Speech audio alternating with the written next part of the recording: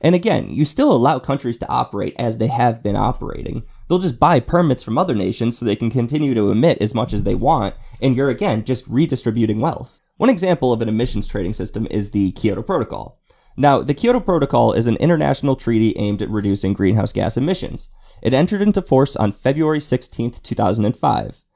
Under the Kyoto Protocol, the emissions trading system was put into place, but there's other systems put into place in these international treaties which benefit the creators of these treaties and the elites within a nation and don't actually benefit the people. So let's get into that. One aspect of the Kyoto Protocol is that countries can earn additional emissions permits by investing in so-called green technologies. So if a nation spends their taxpayer money on companies that are promoting, green technologies, then they can emit more carbon dioxide. So an example of these perverse incentives comes down to one of my favorite people, the leading voice of climate alarmism, actually probably the second leading voice of climate alarmism now that Greta Thunberg is still on the show. How dare you? Al Gore. For years, people have been saying that Al Gore has been getting rich off of climate change. And these people are right. But the question is he doing it in a way where he's investing in companies where people are just purchasing the goods because they create a good product, or is he investing in companies that are receiving money from the government?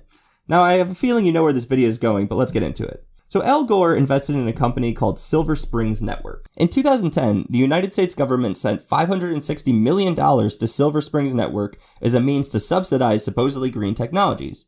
Now, Al Gore profited immensely from these subsidies. Now, what Al Gore says is that he's just acting as a businessman and he puts his money where his mouth is. He puts his money into green technologies.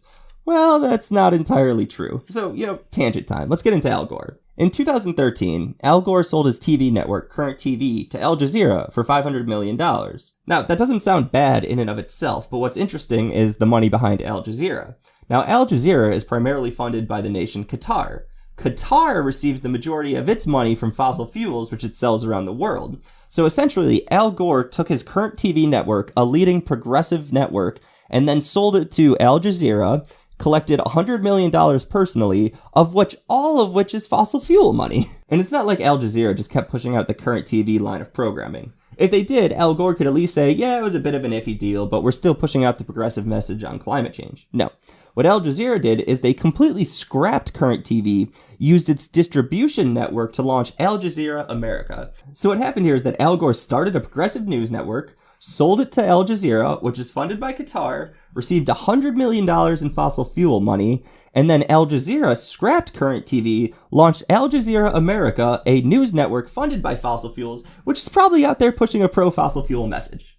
Hypocritical much? The reason we went on that whole tangent is to talk about how countries can use taxpayer money to invest in supposedly green technologies to receive more permits to emit more. Now, the people that come up with these treaties are often the people that are invested in the companies and get to determine which companies they invest in, and they get rich off of it. Al Gore is one of these people. Al Gore was the vice president when the Kyoto Protocol initially was come up with. So on a global scale, climate change is about wealth redistribution. Using emissions trading, we can create markets which they force rich nations to send the taxpayer dollars to poorer nations. And they're a way that we can have the people who come up with these plans invest your taxpayer dollars in companies that makes them rich. When you really put it all together, it's a fairly insidious system. This is Andy Singer with the Heartland Institute.